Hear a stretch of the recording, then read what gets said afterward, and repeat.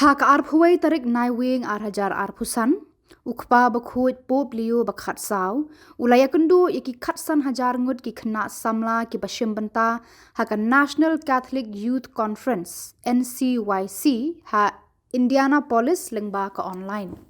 Upop ulak kentu yaki samla Catholic bakin yaisan haka jingyadei bajanai bat ujisu ban pendan kam yaka teknologi daka jing start ban penklan shushu yaka jingnet bat ban kiar naka politics habakran syapang kabalang.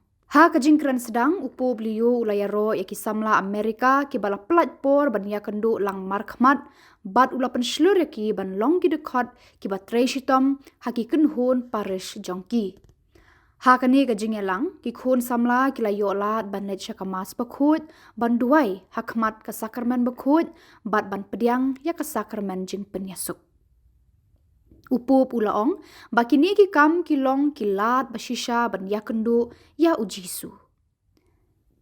Ka jing keli balabu hakmat upup ka long syapang ka jing pediang ya ka jing IA jong ublei haba ngila lepop lane haba ngila pensngausi ya ki waipan. Haba jubab yakane upup ulaong. Baro ngisham jing ban pan ya ka jing IA na ublei, bat ublei umap yangi haba ngilet ban pla yala kipop. Ka donut ublei ula benram ka pher na ka jongi, na marba ju that ban wad iki langbrot ki balaja. Upup ula khot iki samla ban yakendu ya ukris haka sakramen jing penyesuk da ka bapla yaki pop jongki haka bapau bat da ka bapriang sngoba ya ka jing map ujisu haka jing map pop jong ulengdo. Hadian kata upup ula jubab ya ka jing keli syapang ki jing haka kot ka khia haka bor perkhat kum ka jing sngosi ne ka jing sngo jenjar. Ula khot ya baro ban penklan ya ka jing dei bat ujisu da ka ba IT ya ki jing hau ha ka jing duai. Ha ka jing jar nila ban kran da ka jing shisha ya ka ka badan ha ka donu jongi ula ong. Ha ka por jing mani sakramen pila ban pet ya ujisu ha ka sakramen bakhut bat tip ba upet ya pi da ka jing Bun na ki khna samla ki ong don bas ngau thu yanga. Henry kata ka jing sngo jong pi kan penjenga ya pi na ublei. Habaka wan kum kata ka jing sngo persyang ban ong jisu dei tang ma me bala ban sngo thu yanga bat shanya ba ublei un betin lenti ya pi la ong upu. Haba jubab ya ka jing keli syapang ka jing kata jong ka teknologi ya ka jinget. Ukpa bakhut ula ong ka jingdon jong ka teknologi ka penyasno lang ya ki briu ki badan syajingai nangi. Ka teknologi ka la ban ya rap yangi ban le bun ki bat wat ban ya rap ban im ya ka jinget Khristan jongi. Ha ka juk kapor upup ula kedau ba ka teknologi kamla satia ban bujli ya ka jingya dei ka bashisha para briu bat ka jingshim benta ha ka Eucharis. Da ka bakhot ya ki samla Catholic ban long ki bastat haba pendan kam ya ka teknologi bat ban pentikna bakan syakri ya ka jingim jongki bakin syakri ya ka. Tu sumar bha baka jing pendan kam jong pi ya ka artificial intelligence AI kanom khanglat ya ka jing he jing san jong pi ula ong. Pendan kam ya ka hakata ka rukom balada ka jano lasai pidang nang ban perkhat ban thau bat ban lehi darlade. Kenmau ka AI kamla satya ban bujli ya ka jing ai ka bakerpang ka ba pilong sya ka perthai. Nangta upup ula jubab ya ka jing keli syapang ka lawe jong ka balang da ka ba penken mau ya ka jing kular ujisu ya upetrus pekhut bagi kerdop jong ka dujok kinom job ya ka balang. Kabalang kapan kre ya ka lawe da ka ba yaine haka ka ba ujisu upa nangi menta ka sngi. Ula ong da ka ba penken mau ba mensim bakhut ula ya lam ya ka balang lengba ki arhajar snem jong ki jingyale bat ki jing Ki samla la ong upup kim dei tang ka lawe jong ka balang henrei ki longru ka menta. Bat ula kentu ki bakin ya dan benta da ka ba let ka mas bakhut man ka sngi ublei bat ban ya dan benta haki kam jong ka balang kum ki samla ki ba shithem ha ka ba ka jinget jong ki kala ban roi. khaddu e ukpa bakhuj ulapan pau ya ka jingkermen jong u nagbanta ka lawai jong ki samla ha ka balang da ka ba khot sngo bha ya ki ban yarap ban penwandur ya ka haki snem ki ban sawan ula khot sngo bha ya ki samla catholic na america ban sngap ya ka jing khot ublei ha ka jing im jong ki bat ban pethu ya ka jing khot jong ublei la ka long sha ka jing shong kha shong man sha ka kam lung do ni sha ka jing long riu nyam ka ei ka ba kham kraw ka ba phila ban it ya la ka jing im jong phi ban ya ka gospel ula kali ka perthei ka don kam ya ki missionary ka don kam ya phi ban ya sam ya ka jing shai bat ka jing kemen ka ba phila shan ha u jisu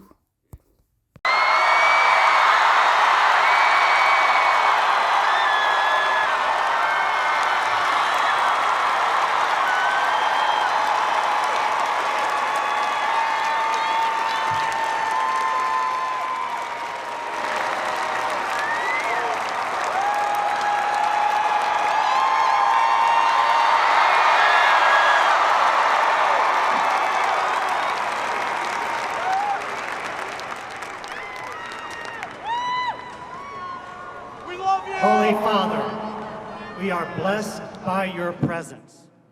I am joined here by Cardinal Christophe Pierre, Archbishop Nelson Perez, my brother bishops, and Christina Lamas. It is our pleasure to welcome you to the Archdiocese of Indianapolis.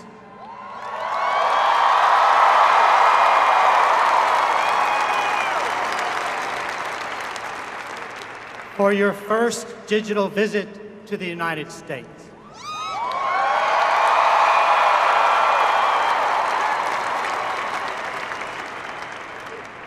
During this Jubilee year of hope, we all come as hopeful pilgrims, my brother bishops here present included, to hear what you have to say to the Church in the United States and the world, thanks to the gift of radio, broadcast, and live streaming from EWTN and Vatican Media. This is an historic moment. It was just 6 months ago that you were elected to shepherd our church, and today we welcome you here. Holy Father, welcome.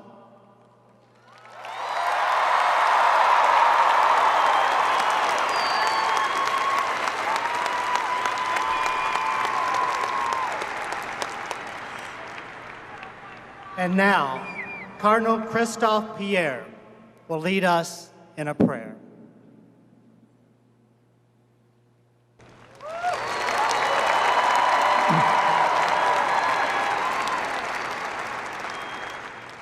Dear young people, dear friends, good morning. I'm very glad to be with all of you through this digital connection. I want to greet everyone gathered at the National Catholic Youth Conference in Indianapolis, Indiana.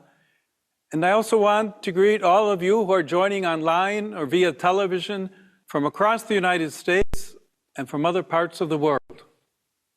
I'm grateful to everyone who helped organize this event and made it possible for us to be together today, even if it is only through a screen. We're meeting during a special moment in the life of the Church, the Jubilee year. It is beautiful that this Jubilee is centered on hope because we are seeing signs of hope everywhere.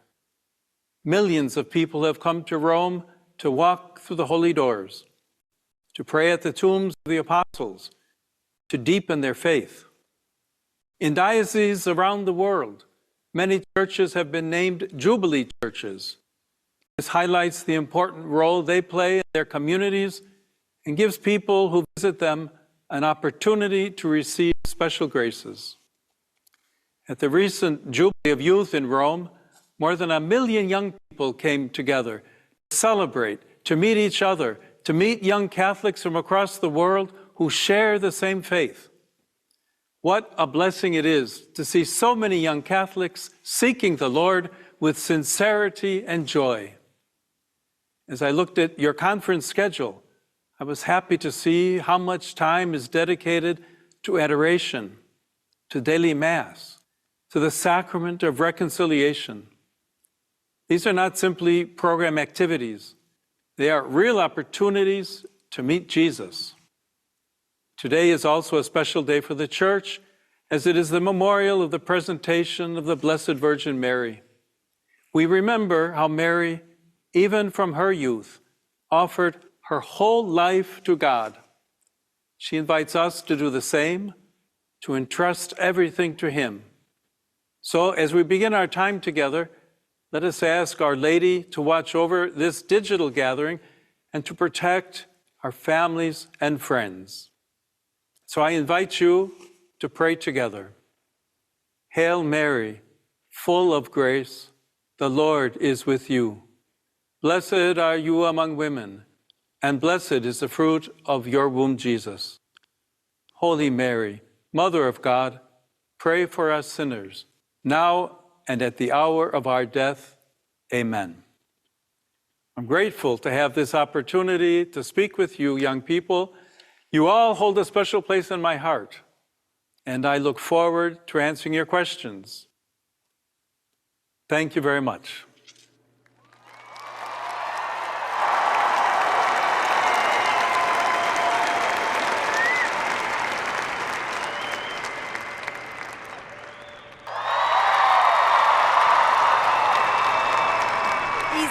From California. Christopher from Nevada. Mia from Maryland. And Micah from Hawaii. They are honored, excited, and a bit nervous to speak with you today. Holy Father, it is also my great honor to present Katie Brejean McGrady to facilitate this dialogue. Katie has a wealth of experience in pastoral ministry with young people, having served as a teacher, author, Sirius XM host, podcaster, and a past NCYC participant, speaker, and MC.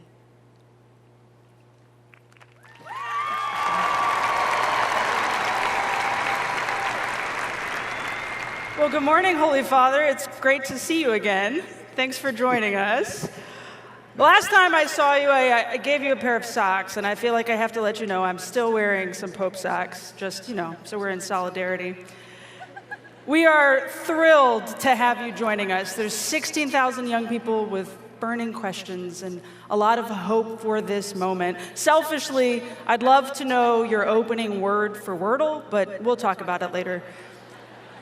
The questions they have range across the spectrum. We want to know about prayer, and we want to talk about technology. And you mentioned a moment ago how this conference, which changed my life as a teenager and is changing their lives right now, this conference provides opportunities for prayer and for confession, to go to Mass, to be at Mass with so many bishops. So we have a starting question. Mia, how about you ask the Holy Father a question about the sacraments? Thank you, Katie. Good morning, Holy Father.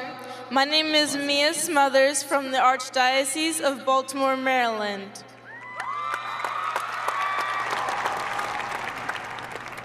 In my experience, it's been difficult to voice my mistakes. Is it hard for you to accept God's mercy when you make mistakes or feel like you've let people down? Thank you for your question, Mia. Before I answer it, I just want to say I only wear white socks and I use a different word for Wordle every day. So there's no set starting word, in case you're wondering. Yeah. No, seriously, Mia, I want to thank you for your question. It's an important one because all of us struggle with this at times. The truth is that none of us is perfect. St. Paul teaches that everyone has sinned and fallen short of the glory of God. He tells us that in his letter to the Romans. Because of original sin, we sometimes do the opposite of what we know is right. But there's good news. Sin never has the final word. Whenever we ask for God's mercy, he forgives us. Pope Francis said that God never gets tired of forgiving. We sometimes get tired of asking for forgiveness. So even when we fall again, we should remember St. Paul's words. Christ Jesus came into the world to save sinners. He came for us, knowing our weaknesses. Jesus told many stories about God's joy when someone returns to him. For example, we all know the story of the prodigal son, that son who made terrible choices. And yet, when he came home, his father ran to embrace him. Jesus also called himself the Good Shepherd who searches for the lost sheep. Even on the cross, he forgave the good thief and prayed for those who crucified him. We may struggle to forgive, but God's heart is different.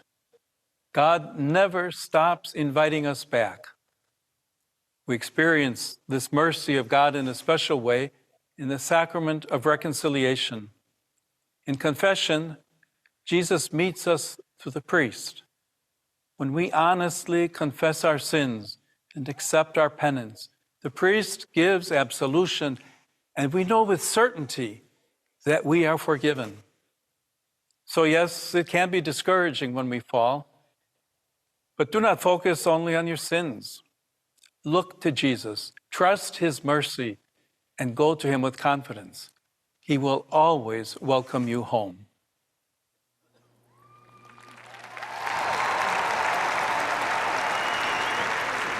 Thank you so much, Holy Father. Holy Father, that's powerful advice and I think a remarkable encouragement for young people to go back to Jesus.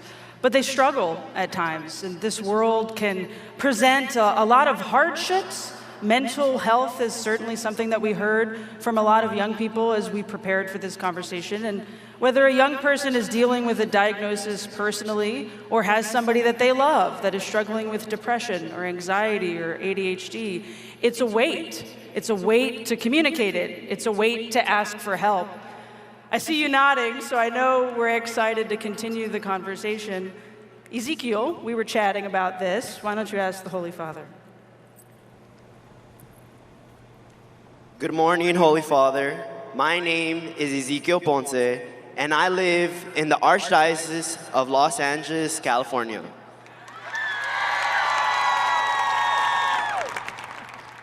Growing up in public school, I got to see my peers and even myself struggle with our faith. My question is, there are moments in which a lot of us feel sad or overwhelmed, and even if we pray or try to have faith. Friends and family often say, just give my problems to the Lord. But how can I really give my problems to God and feel that he is close to me, even if I feel like this? Thank you for your question, Ezekiel. In his first letter, St. Peter tells us to give all our worries to Jesus because he cares for us. Jesus does not just understand our struggles from a distance. He actually wants us to hand them to him because he loves us. And that kind of trust starts when we have a real relationship. We cannot give our problems to someone who we barely know. Think of your closest friends, for example. If they were hurting, you would talk to them. You would listen to them. You would stay close. Our relationship with Jesus is similar. He knows when life feels heavy. And Scripture reminds us that he is near to the brokenhearted. Even when we do not feel his presence, our faith tells us that he is there. To entrust our struggles to Jesus, we have to spend time with him in prayer. We have to have a relationship with him. In quiet, we can speak honestly about what is in our hearts. During Eucharistic adoration, you can look at Jesus in the Blessed Sacrament And you know that he looks at you, and he looks at you with love. He often speaks to us gently, in stillness. That is why daily moments of silence are so important, whether through adoration, reading scripture, talking to him, looking for those little spaces of time where we can be with him. Little by little, we learn to hear his voice, to feel his presence, both within and through the people that he sends to us. Giving our problems to Jesus is something we can do, we need to do again and again. Each morning, we can invite him to be with us during the day. Each night, we can talk with him about our day. And remember also Mary, the mother of Jesus, and our mother. She understands what we go through, and she prays for us. There's a powerful way to ask for her help, and that's praying the rosary. Through her intercession, and with all the saints praying for us, we can confidently place everything in God's hands, knowing that he always hears us. He's always with us.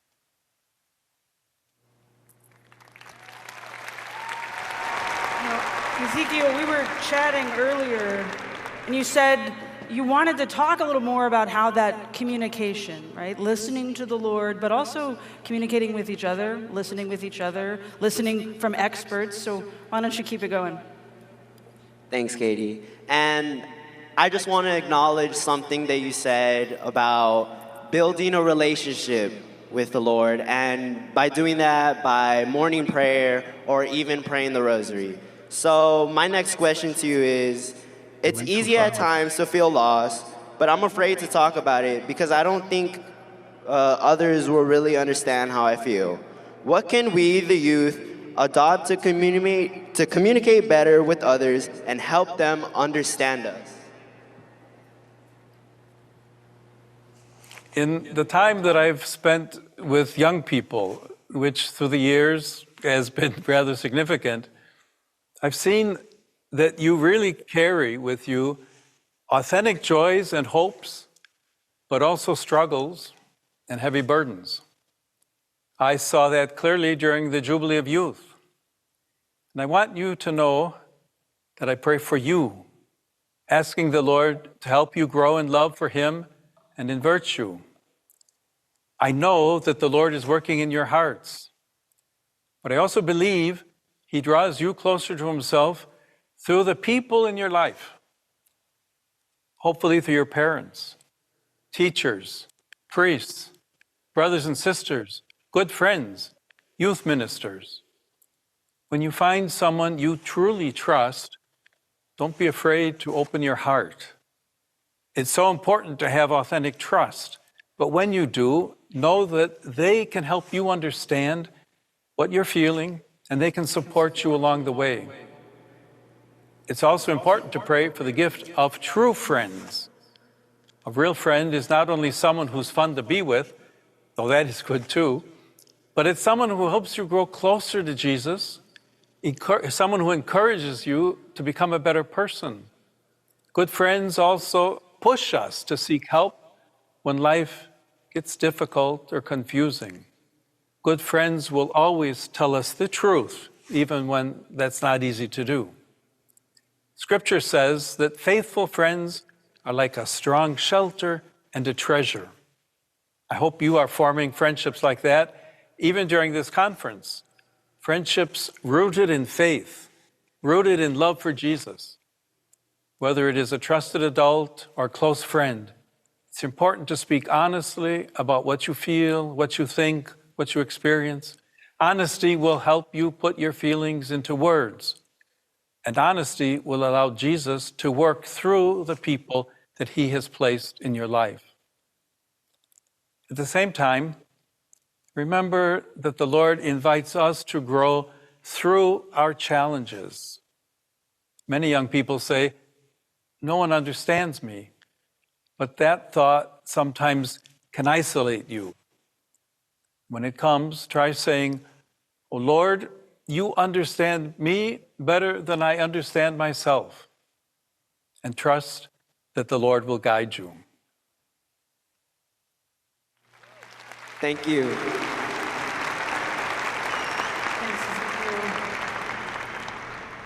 Holy Father, I'm not going to totally throw out the script, but I want to ask you a question.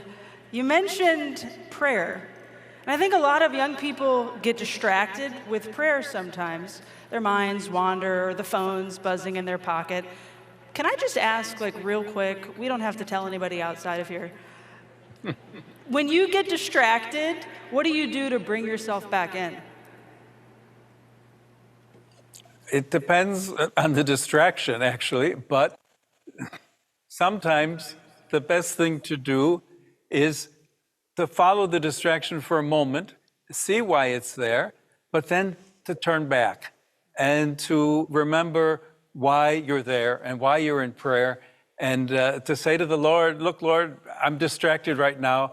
I know you understand, but not to allow yourself to be taken too far away, especially during prayer, because there are all kinds of temptations and all kinds of distractions, but there's only one Jesus Christ. And we really need to give our time also in prayer to Christ. Amen. I'm glad I asked. That's good for me. I know it's certainly good for them.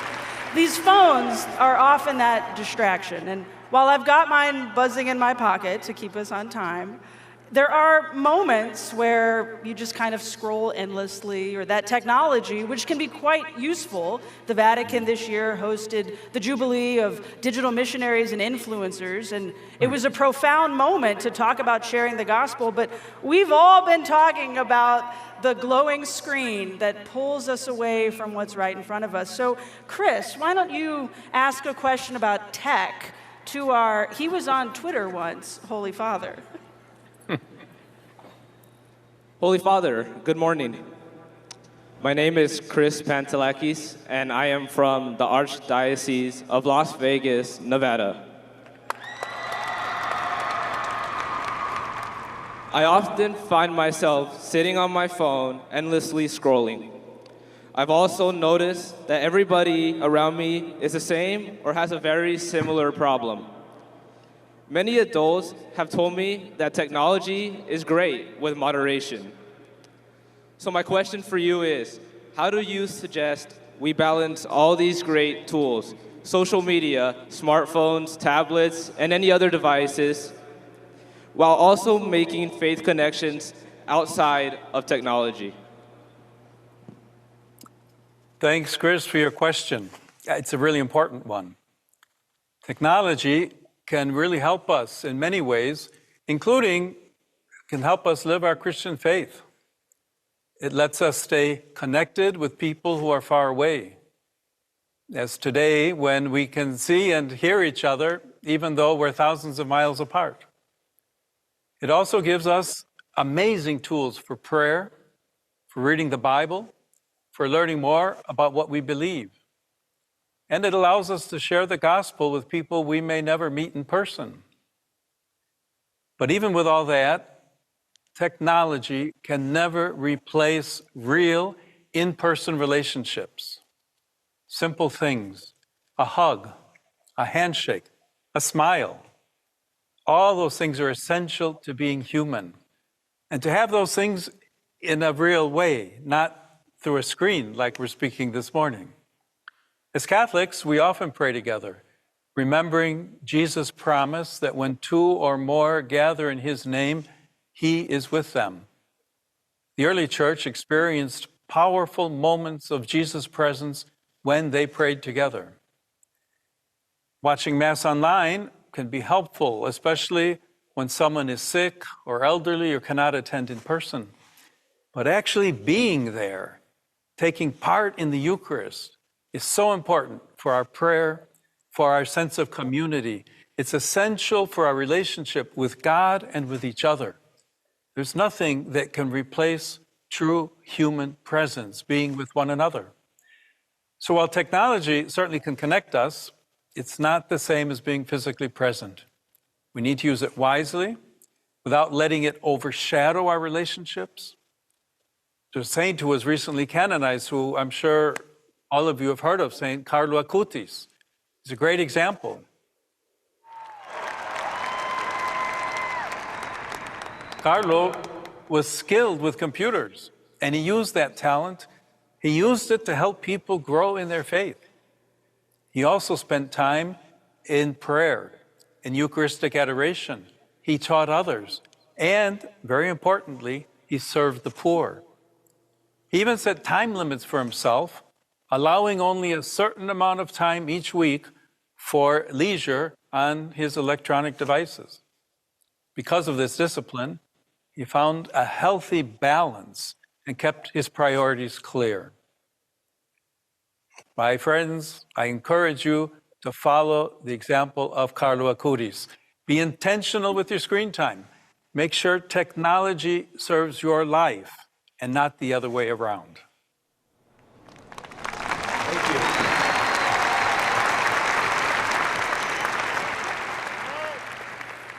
When we were talking about this in preparation, we also learned some fun facts about the teenagers of today, that AI, artificial intelligence, ChatGPT, is kind of in their lives. And Micah, you shared very vulnerably with all of us about how you're struggling with some of that. So why don't you ask a question? Yes, thank you, Katie. Good morning, Holy Father. My name is Micah Alsisto, and I'm from the Diocese of Honolulu in Hawaii.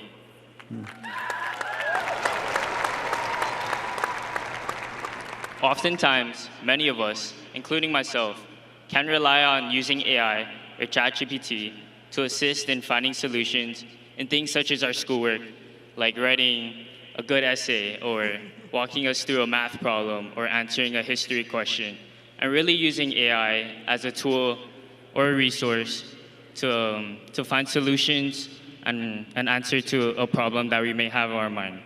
So, Holy Father, what do you think we should be cautious of when embracing this new technology?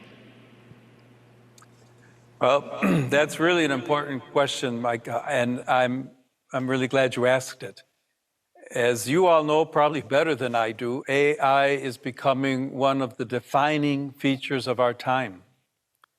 Recently, there was a conference here in Rome focused on protecting children and teenagers in today's digital world. I encouraged the participants to work together to create policies that will keep you safe, keep all of us safe from the risks that come with AI. But I also reminded them, and I take this opportunity to remind all of you, that safety is not only about rules. It's about education, and it's about personal responsibility. Filters and guidelines can help you, but they cannot make choices for you. Only you can do that. These years of your life are meant to help you grow into mature adults. Spiritually, this means deepening your friendship with God and becoming more like Him. Intellectually, it means learning to think clearly, to think critically, to examine reality, and to search for truth, beauty, and goodness. It also means strengthening your will with God's grace so you can freely choose what helps you grow, avoid what harms you. Every tool we're given, including AI, should support that journey, not weaken it. Using AI responsibly means using it in ways that help you grow, never in ways that distract you from your dignity or your call to holiness. In your education, make the most of this time. AI can process information quickly, but it cannot replace human intelligence. And don't ask it to do your homework for you. It cannot offer real wisdom. It misses a very important human element. AI will not judge between what is truly right and wrong. And it won't stand in wonder, in authentic wonder, before the beauty of God's creation. So be prudent, be wise, be careful that your use of AI does not limit your true human growth. Use it in such a way that if it disappeared tomorrow, you would still know how to think, how to create, how to act on your own, how to form authentic friendships. Remember, AI can never replace the unique gift that you are to the world. Thank you so much, Holy Brother.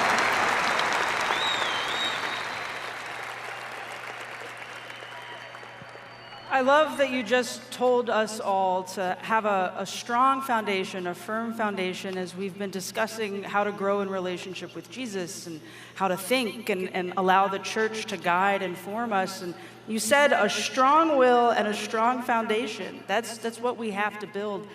But the future's a little shaky and a little uncertain. It's a world torn apart by divisions and violence. I have 2 little girls. They'll come to this conference someday. I shudder to think what the world might be like, how desperately they'll need this good formation. So we have a couple 4 more questions for you, Holy Father. Elise, you're our last young person, so make it count. Hello, Holy Father. My name is Elise Wing, and I'm from the Archdiocese of Dubuque, Iowa. Holy Father, I am so excited about the future, but I'm also worried. I'm worried that the church might not be relevant to people or mean as much. So my question is, how is the church preparing for the future?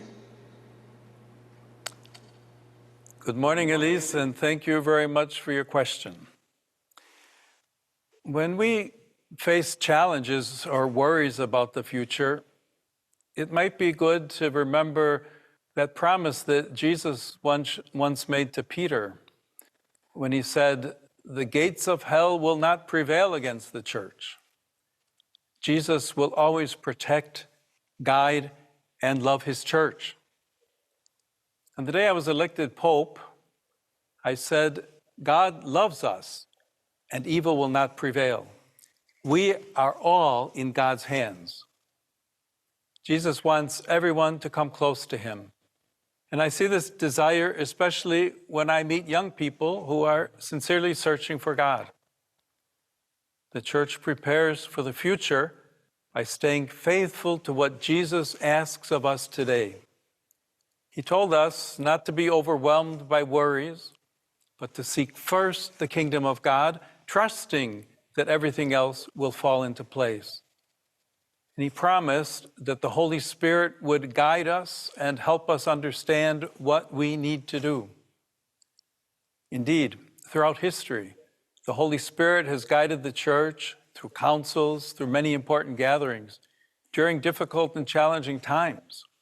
In recent years, this guidance has included listening more attentively to the voices of all the faithful, listening to young people like yourselves, through a method of dialogue that we call conversation in the Spirit. Catholics around the world are engaged in what they believe will be the way that the Holy Spirit will speak with the church and help all of us together be church and find the way forward. When we speak and listen to one another in a prayerful way, we can be confident that Jesus is walking with us, even when the path ahead is not clear. When our bishops speak, when they teach us, we also can listen to them and find guidance through what they offer to their diocese, to the local church, and united together to the whole church. I'd like to invite each one of you today to be a part of this journey.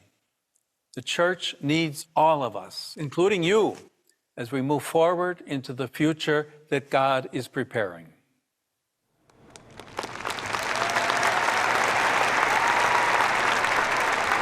Thank you, Holy Father.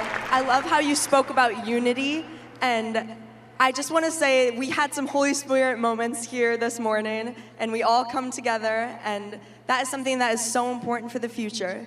And for my final question, I'd like to ask, how can we as young people make sure we are part of the conversation about the future? Let me begin with something important. You are not only the future of the church, you are the present. Your voices,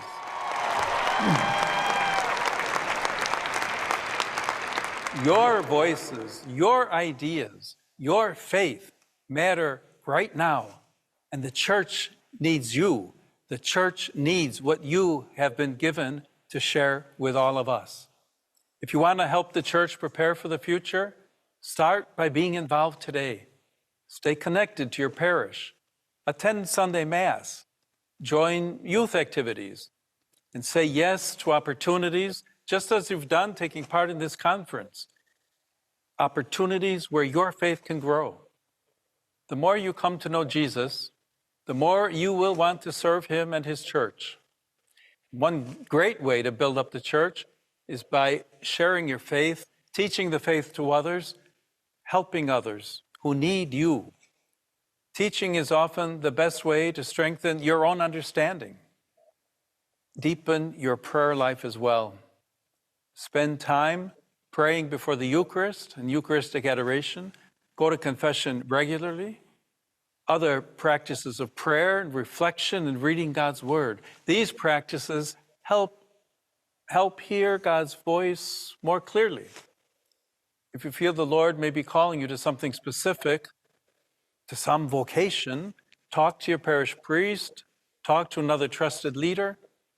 They can help you discern what God is asking. Remember, making a difference usually happens through simple daily faithfulness. In this regard, I want to mention Saint Pier Giorgio Frassati. As a young man, Pier Giorgio joined Catholic groups. He lived his faith with joy. He prayed devoutly and very quietly, but with great determination, he cared for the poor.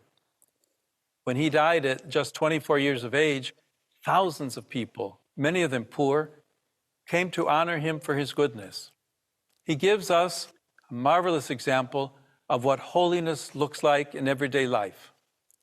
So I invite you to reflect on these questions.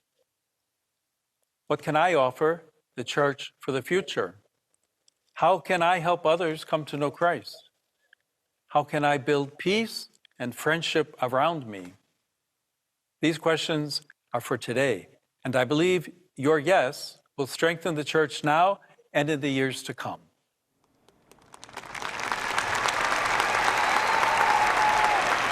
Thank you so much for your wisdom and insight. I know that we all really appreciate it.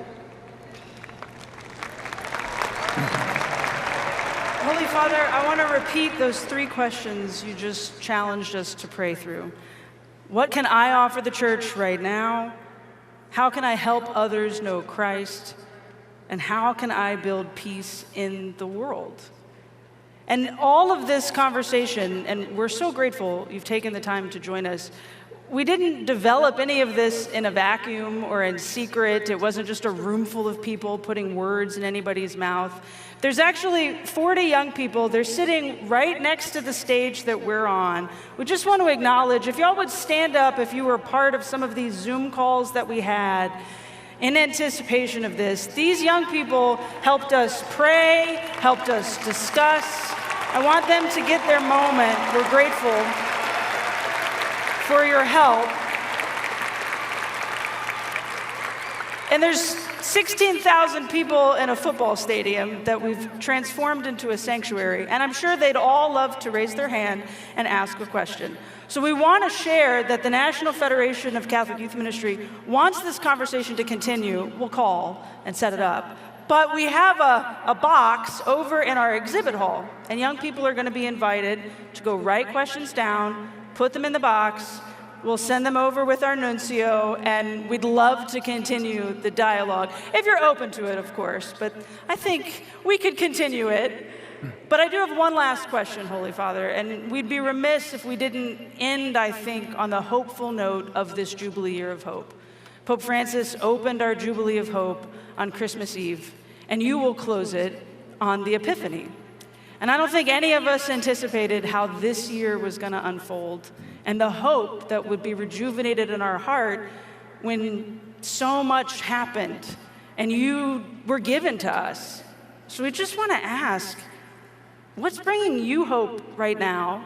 And what's your hope for the future of this church? And how can we help you? Well, thank you very much. It's a really good question.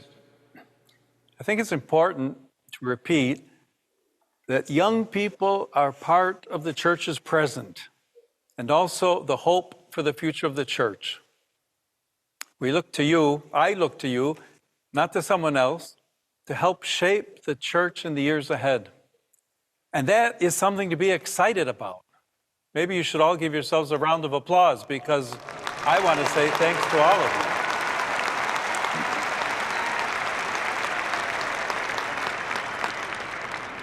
Now is the time to dream big, to be open to what God can do through your lives.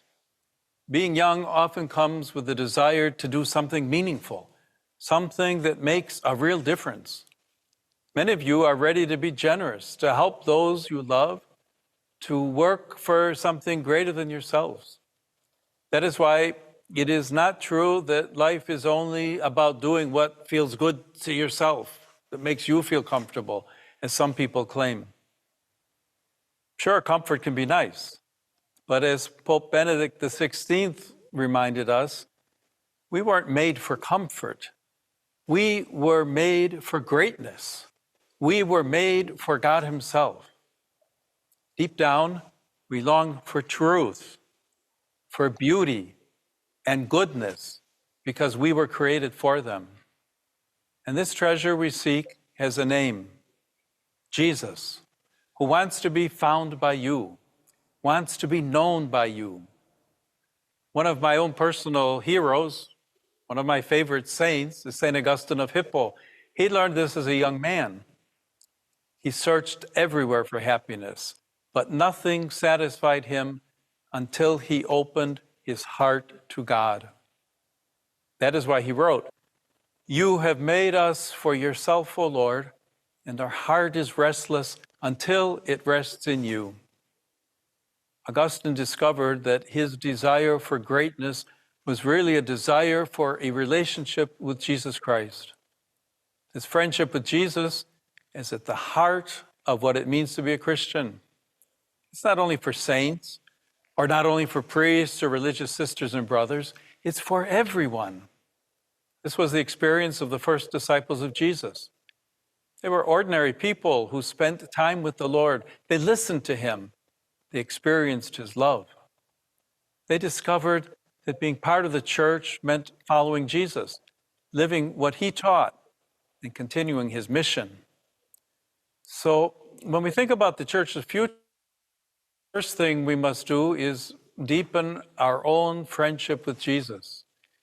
This means personal conversion, letting God transform our hearts so we can follow Christ more closely. St. Augustine said it well. If you want to change the world, begin by letting God change you. Part of being Jesus' disciples is being authentic. Young people have a strong sense for authenticity. You can tell when someone is genuine or fake. Don't lose that instinct. Do not settle for a shallow version of faith. Seek the real friendship that Jesus offers you. Listen to Him in prayer and let Him shape your life. When you do this, you carry His presence into the world with joy, hope, with creativity. Authentic witnesses of the gospel can help heal and unite humanity. Jesus also calls His disciples to be peacemakers, people who build bridges instead of walls, people who value dialogue and unity instead of division. Please be careful not to use political categories to speak about faith or to speak about the church. The church doesn't belong to any political party. Rather, she helps form your conscience.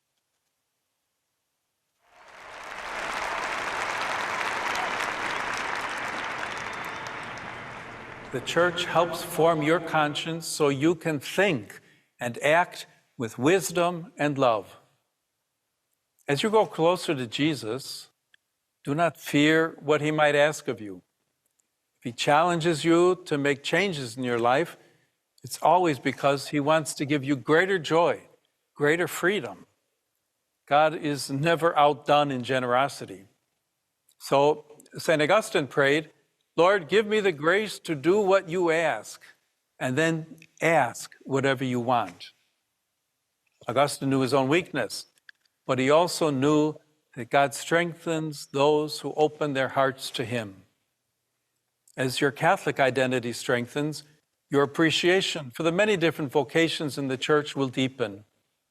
Many of you are called to marriage, to family life. The world needs holy families who pass on the faith and show God's love in daily life.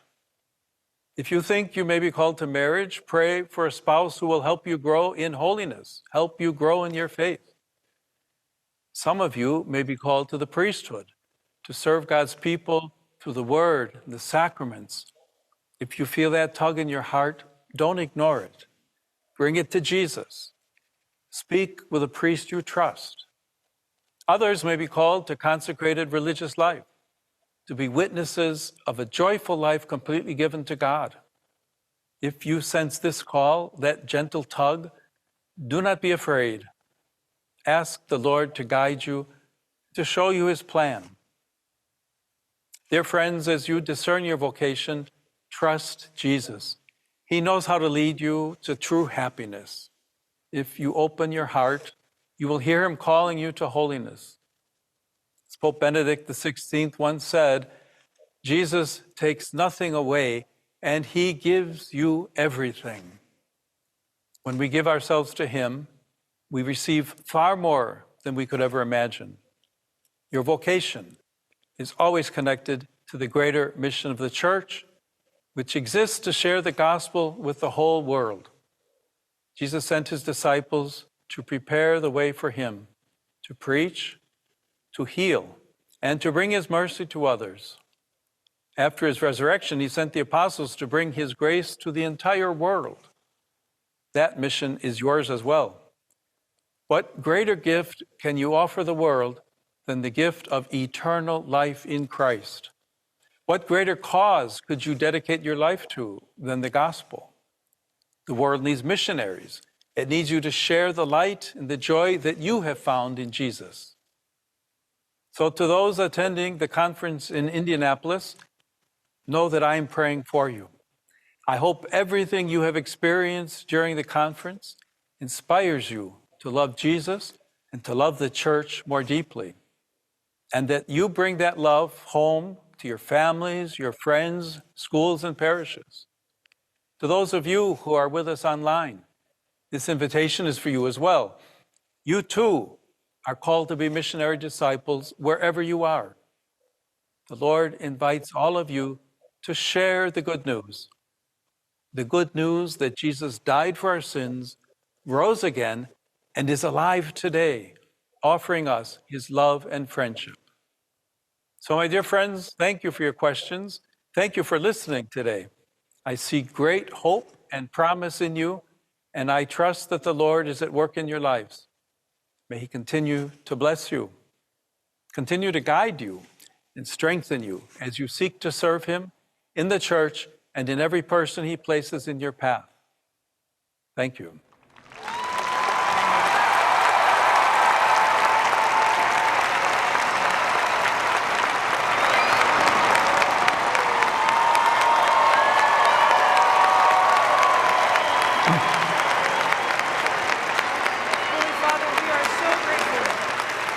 We are so grateful for your wisdoms and your insights.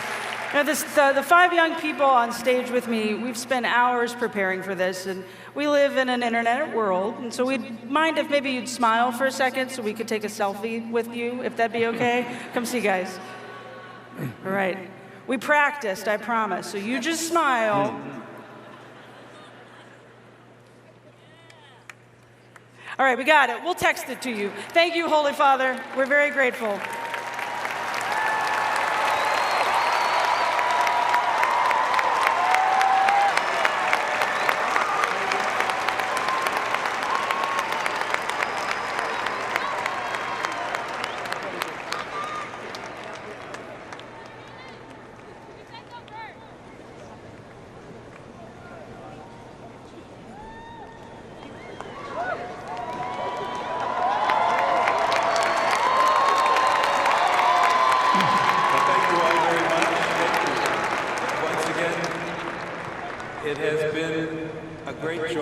with you.